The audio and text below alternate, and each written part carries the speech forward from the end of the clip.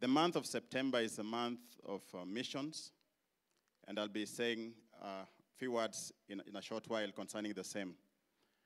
I want to help you in case I move too fast and I mention a book and a chapter and a verse and you get mixed up when you're taking your notes. The easy way to do it is this. If I say we are looking at John 14:21, you write 14:21 first, and then John last. So chapter and verse first, and then the book last. Usually, it's much easier to forget the chapter and the verse than to forget the book.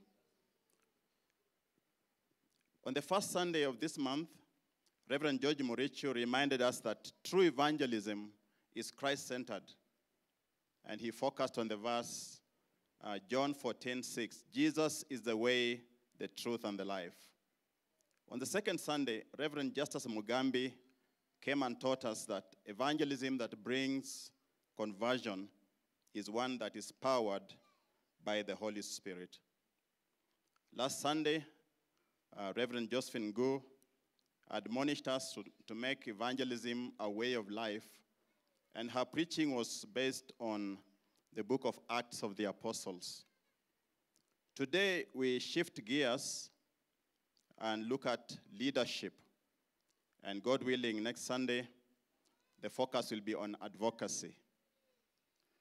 We'll be looking at godly leadership qualities, and we'll draw mainly from the life of Moses in the Bible. This is how I would like to approach this. I want to give you 8 leadership qualities, and towards the end, I'll give you some 5 practices of exemplary leadership. I know that a good sermon normally has 3 points, so you'll excuse me today. I came across this quote that leaders are a reflection of society. The notion of quality and admirable leadership has always been a part of society. Naturally, a society wants to be governed by good leaders. In our democracy, elected leaders reflect what we as a society perceive to be good leaders. The leaders we choose are a reflection of our own society. If our leaders are corrupt, then as a society, we are also corruptible. If our leaders are divisive, then as people, we also like to pit ourselves against each other. If our leaders are obsessed with debt, then as a society, we are equally debt-burdened. If our leaders are full of talk without action, then as a society, we spend too much time talking. If our leaders pretend to be Christians, then we are also hypocrites. If our leaders are pro-poor, then as a society, we are being conditioned to accept our poverty. If our leaders have no vision, then as a people, we have accepted to be clueless about what we aspire for. End of quotation. Just this last Tuesday, in the morning at around 6:55 a.m., I Googled the word leadership, and it returned 5.3 billion results in 0.8 seconds. Then I typed in godly leadership, and it returned 10.6 million results in 0.36 seconds. But then I also put in godly leadership qualities, and it returned 862,000 results in 0.41 seconds. From this, you can appreciate that leadership is a very important topic on the minds of many people. In fact, it has been extensively researched over the years. When you hear the term leadership, what comes to your mind, I wonder? Is it things like honesty and integrity, delegation and empowerment, good communication, confidence, decision-making,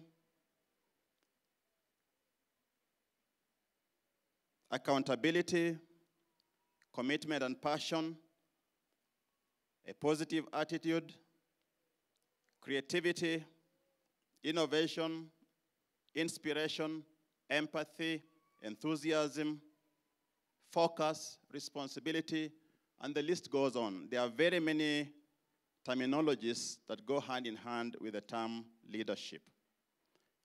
This afternoon, I'll endeavor to give you just 8 leadership qualities. Don't ask me why 8 and not 2 or 3. The first is a clear calling and vision. Number 2 is balance of character, competency, and spiritual life. Number 3 is a balance of achieving results and developing people.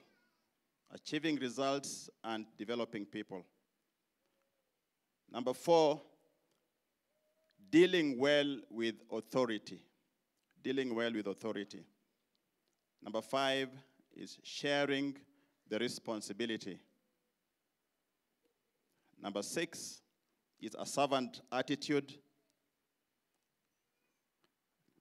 And number 7 is a leadership tested.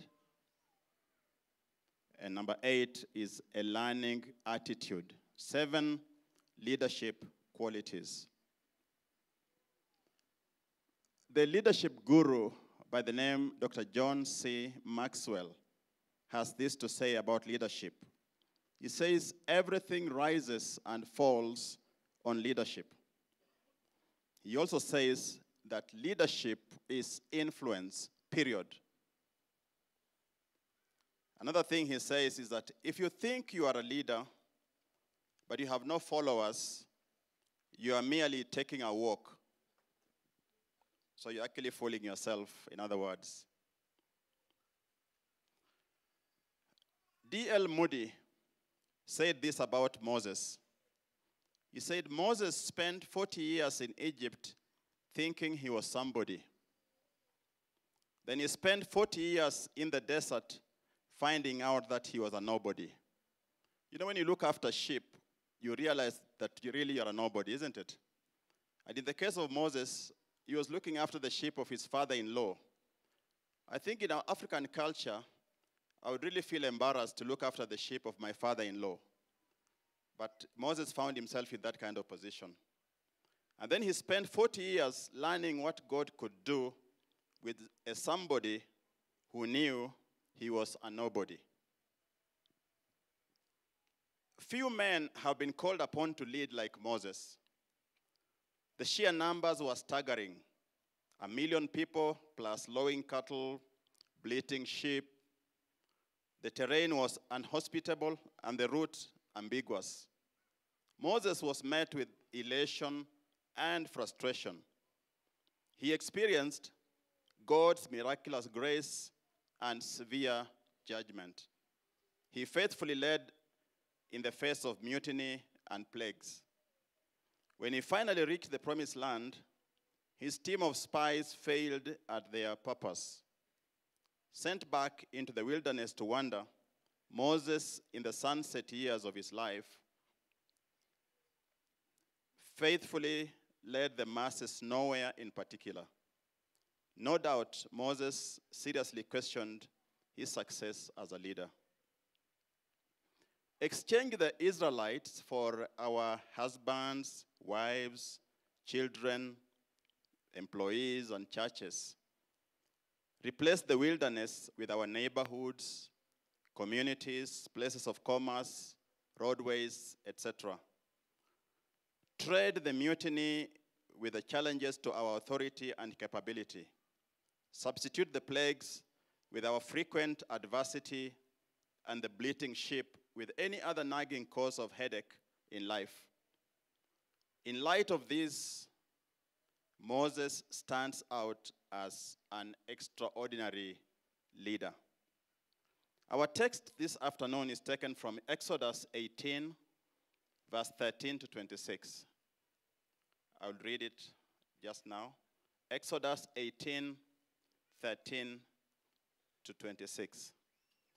The next day, Moses took his seat to serve as judge for the people. And they stood round him from morning till evening. When his father-in-law saw all that Moses was doing for the people, he said, "What is this you are doing for the people?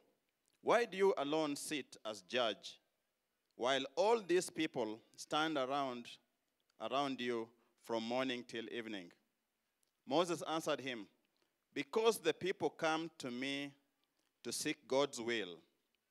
Whenever they have a dispute, it is brought to me, and I decide between the parties and inform them of God's decrees and laws." Moses replied, "What you are doing is not good. You and these people who come to you will only wear yourselves out. The work is too heavy for you. You cannot handle it alone. Listen now to me, and I will give you some advice, and may God be with you. You must be the people's representative before God and bring their disputes to him. Teach them the decrees and laws, and show them the way to live and the duties they are to perform. But select capable men from all the people, men who fear God, trustworthy men who hate dishonest gain, and appoint them as officials over thousands, hundreds, fifties, and tens. Have them serve as judges for the people at all times, but have them bring every difficult case to you. The simple cases, they can decide themselves. That will make your load lighter, because they will share it with you. If you do this, and God so commands, you will be able to stand the strain, and all these people will go home satisfied." Moses listened to his father-in-law and did everything he said. He chose capable men from all Israel and made them leaders of the people, officials over thousands, hundreds, fifties, and tens. They served as judges for the people at all times. The difficult cases they brought to Moses, but the simple ones they decided themselves. We want to look at the life of Moses and draw a few lessons concerning some godly leadership qualities. The first quality is that of a clear calling and vision. Vision is at the very core of leadership. Vision is the fuel that leaders run on. It is the energy that creates action. It is the fire that ignites the passion of followers. The leader sees the vision and then feels strongly about inspiring others. This way, the leader takes responsibility for the vision. As we read the Bible, we discover that even before his birth, Moses was destined to lead Israel. He remained completely unaware of this fact as a child and young man. It was this Moses who was rejected by his peers who challenged him with these words, "Who appointed you as leader and judge?" We find this in Acts chapter 7, verse 35. But God sent him to his people as their leader and liberator, through the angel who appeared to him from the burning bush, as recorded in Exodus chapter 3, verse 2.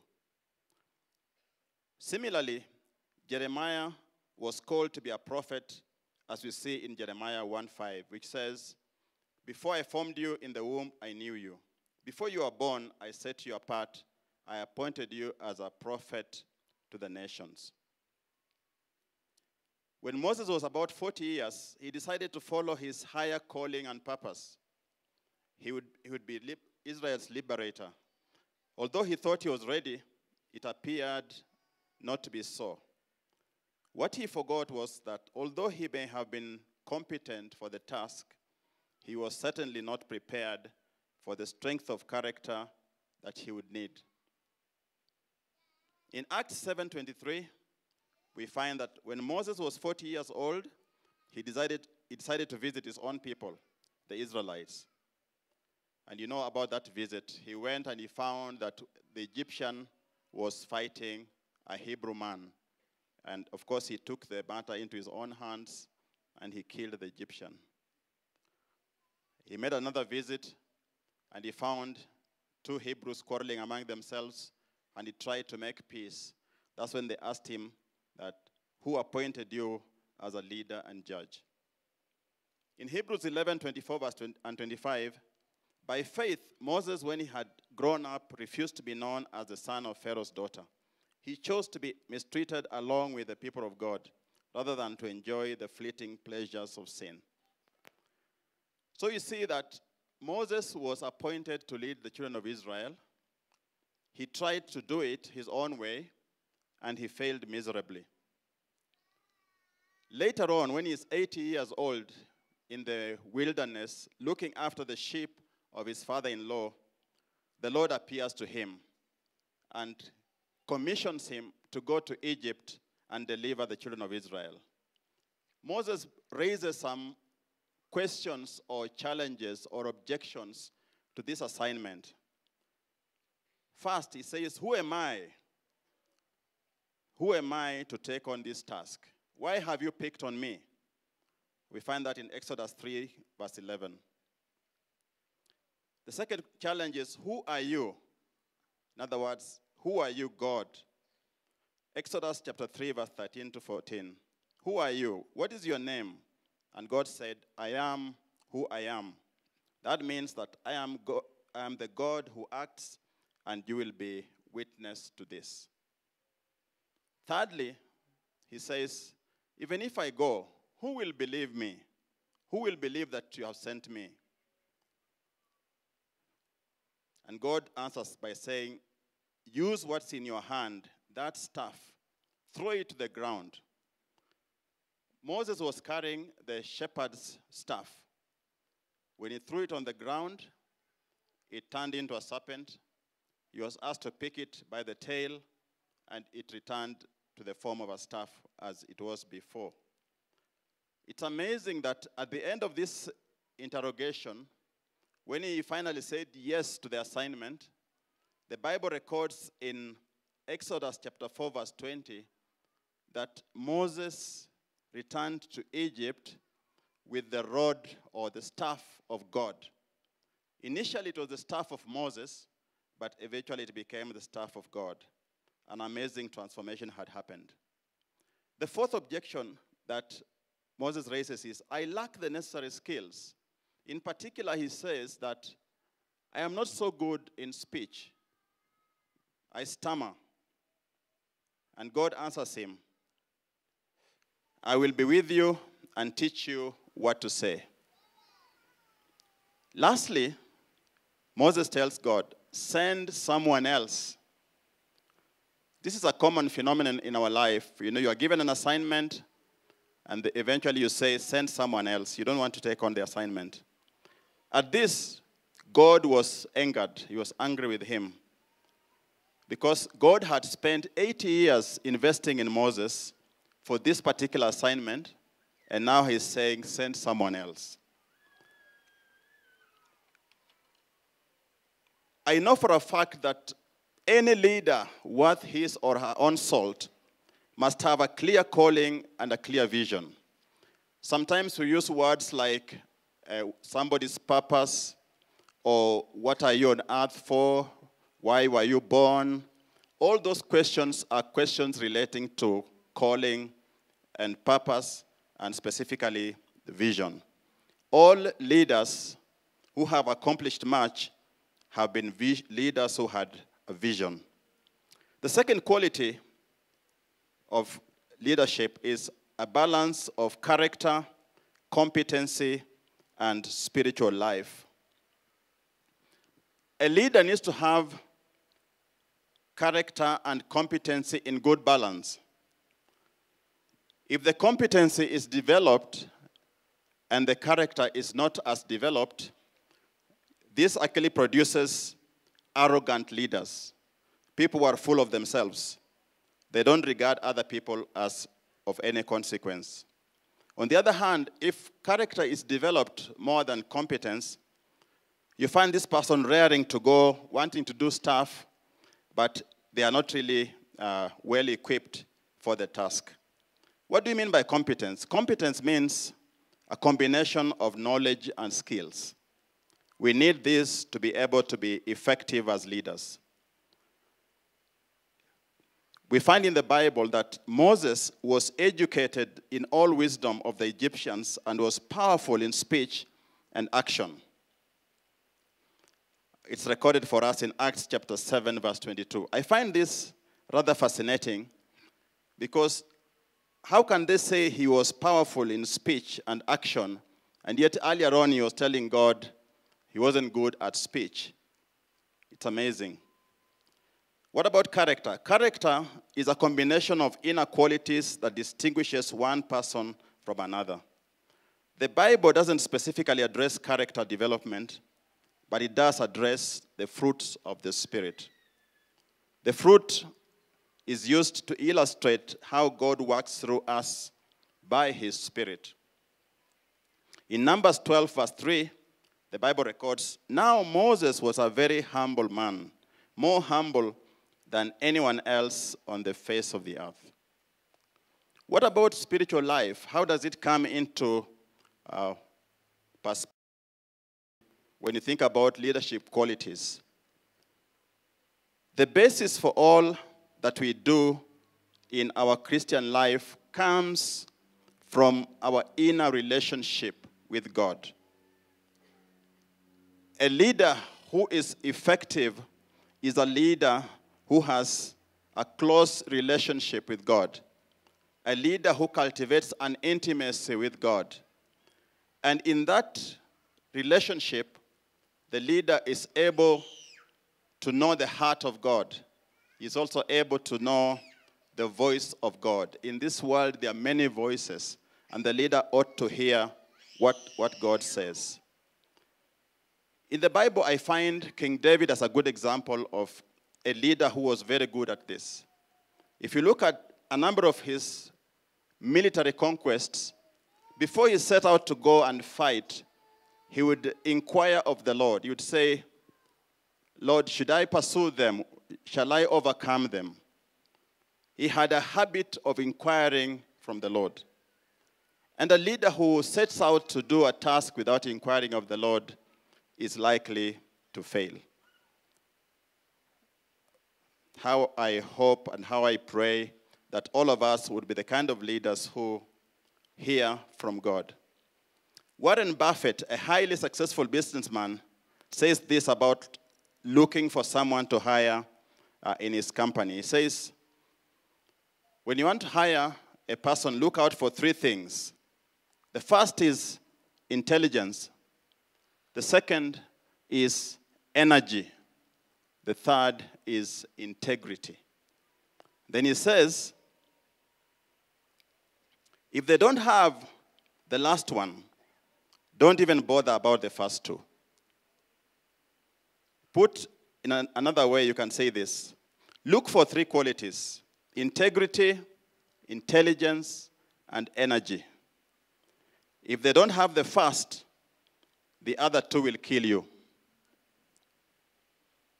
Bill Hybels, who was a senior pastor of Willow Creek Church in the US for many years, and who is the brain behind the Global Leadership Summit, wrote a book entitled Courageous Leadership. Within the book, he says that as a pastor, he developed a formula of recruiting people into leadership teams, and he would look out for three qualities. The first quality is character. The second is competence. And the third one is chemistry. 3 C's. If someone has those 3 C's, they are good enough to serve on a leadership team. Of course, character and competence we have already addressed, but chemistry just means someone who can relate well with other people. John Byler, in his book, The Heart of Christian Leadership, says that an effective Christian leader must have character, biblical knowledge, and leadership skills. Those 3 are critical. According to John Byler, Christian leadership is like an African stool that has 3 legs. And if one of the legs is faulty, then the stool will not be stable. So we see that a leader must exercise balance between character, competency, and spiritual life. The third quality of a leader is balance of achieving results and developing people. Let me use an example from the corporate world. Many entrepreneurs go for maximizing profits. They are concerned about the bottom line. And there's normally the tension between delivering results in terms of income and developing the workers so that the income can continue flowing. So there's a tension that we must find a balance.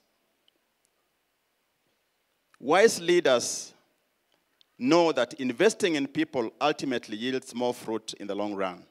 But even though we seemingly endorse this, in practice it's often executed erratically. I have found that employees can leave one job and go to another job. The job they have left probably had a higher salary, but they're going to another company or another institution where their personal development is a priority. The work culture determines the level of productivity in an organization, and the leader sets the pace. So there needs to be a balance between achieving results and developing people. When I read through the Bible, I discover that God is interested in people development. In fact, when the people of Israel left Egypt under Moses' leadership, God saw that the shortest way was not the best way for his people. They were not yet ready to face the challenges ahead. So they had to make their way through the training school of the desert. However, they turned out to be bad students and faced the consequences of their poor capacity for learning. Exodus 13:17. When Pharaoh led the people, to go, God did not lead them on the road through the Philistine country, though that was shorter. For God said, if they face war, they might change their minds and return to Egypt. And then Exodus 35, verse 30 and following. And Moses said to the Israelites, see, the Lord has chosen Bezalel, and he has filled him with the Spirit of God, with wisdom and understanding, with knowledge and with all kinds of skills. And he has given both him and also Oholiab the ability to teach others. God believes in developing leaders, developing people so that they can exercise the leadership role that he has placed upon them. The fourth quality of leadership is dealing well with authority. Someone has said that if you have never been a follower, you can never really make a good leader. If you have never operated under authority, it's not easy for you to be able to lead other people. How does a leader deal well with the authority and power that comes with a leadership role? Often, the leader may find himself or herself on a pedestal, elevated above those around them. It is not for nothing that pride is listed as one of the core sins of humankind. Many leaders have come down because of pride. Leadership is accompanied by authority and power. It is the art of spiritual leadership not to abuse that authority and power. A German philosopher and theologian by the name Romano Guardini says this: man's power is growing, but can he carry this same power within his soul? A very pertinent question. And then Lord Acton says this: power tends to corrupt, and absolute power corrupts absolutely. Great men are almost always bad men. In Numbers chapter 20, verse 10 to 12, Moses said to them, listen, you rebels, must we bring you water out of this rock? Then Moses raised his arm and struck the rock twice with his staff. Water gushed out, and the community and their livestock drank. But the Lord said to Moses and Aaron, because you did not trust me enough to honor me as holy in the sight of the Israelites, you will not bring this community into the land I give them.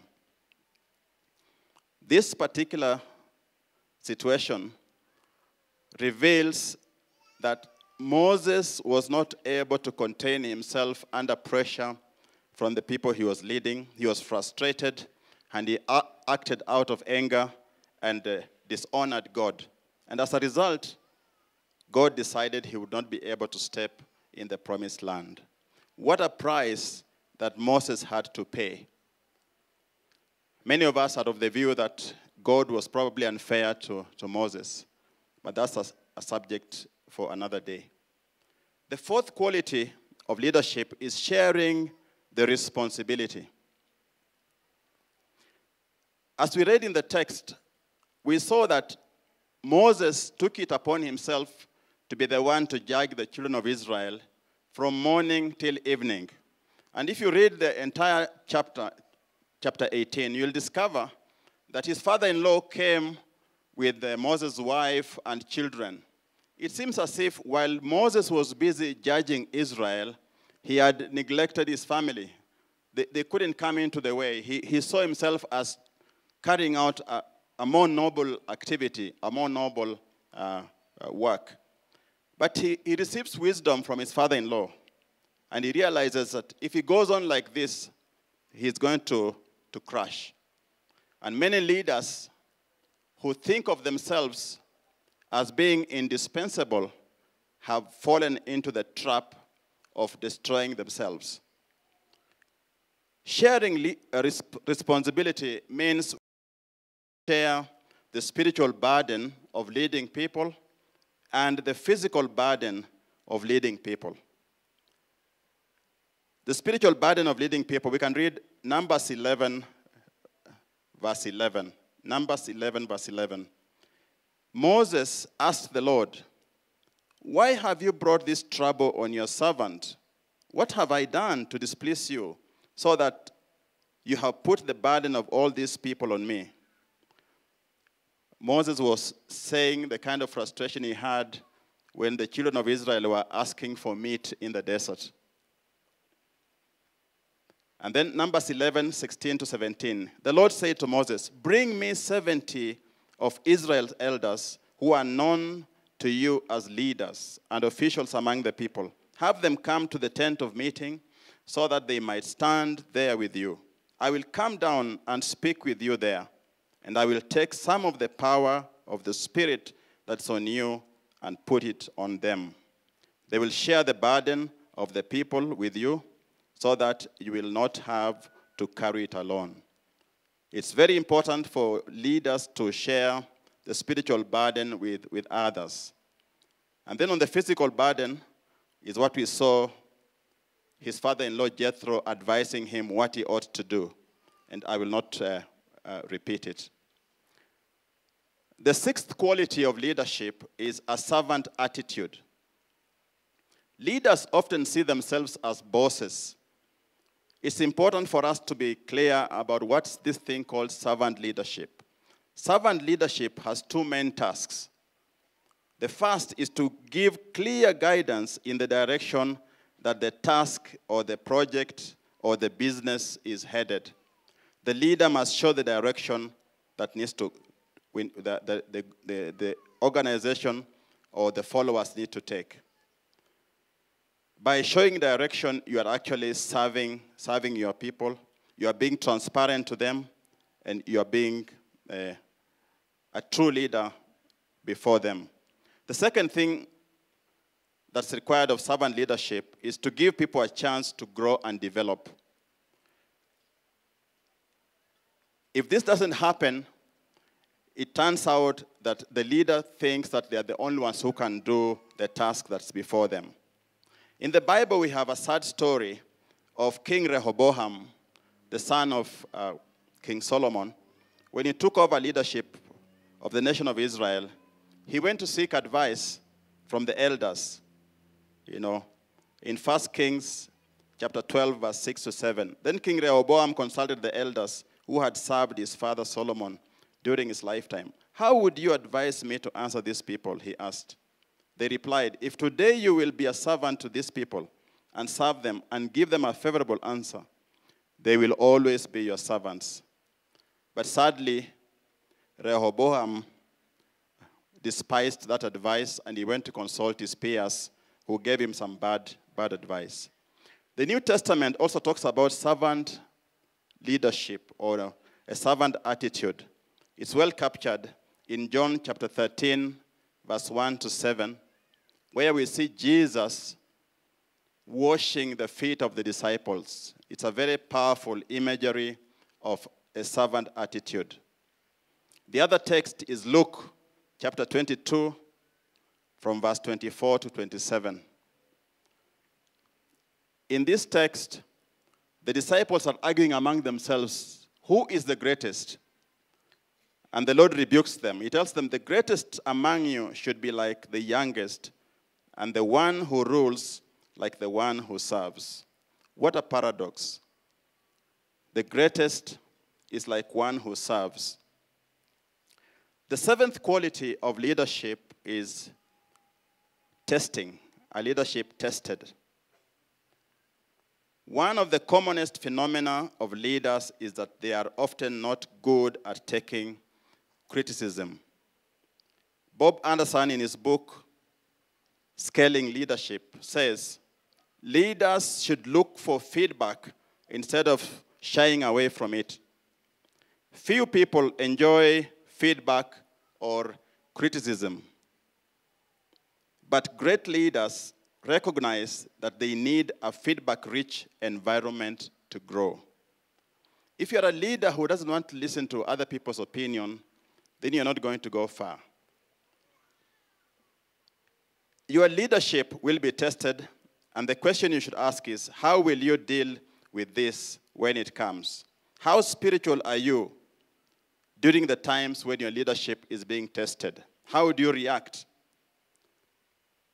Can you deal with people well, even when those people clearly have a differing opinion from your own? If you look at the life of Moses, his leadership was challenged in a number of places. In one of the places recorded in Numbers chapter 14, we find that in Numbers 13, the spies go to spy the land, and then in Numbers 14, they come and give a report, and the people begin to wail because they are afraid of the giants in the land. And so there's a rebellion, so there's a test on Moses' leadership. Another test that Moses encountered is recorded in Numbers chapter 12. This one came from his own brother and sister, Aaron and Miriam. They were backbiting him regarding his wife, who was a Cushite wife. And they were asking questions like, has the Lord spoken only through Moses? Put in our contemporary language, you might say, they were saying, what do you think you are? What makes you special, Moses? You know?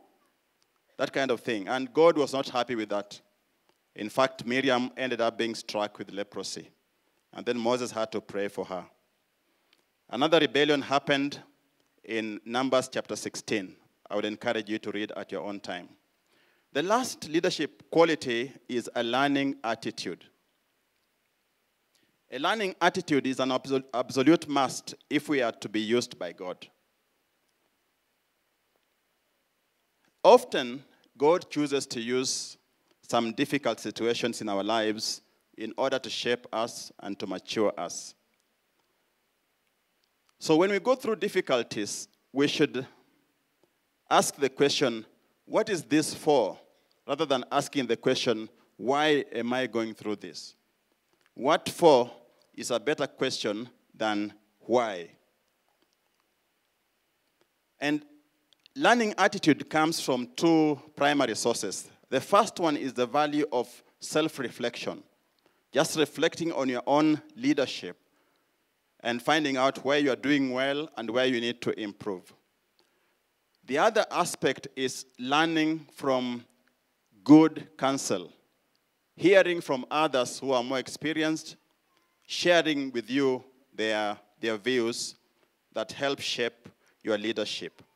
And the text we read is a good example where Jethro came and advised Moses and made Moses more effective in his ministry. Dr. John Stanko, in his book, So Many Leaders, So Little Leadership, says this: true leadership is not about getting power and position.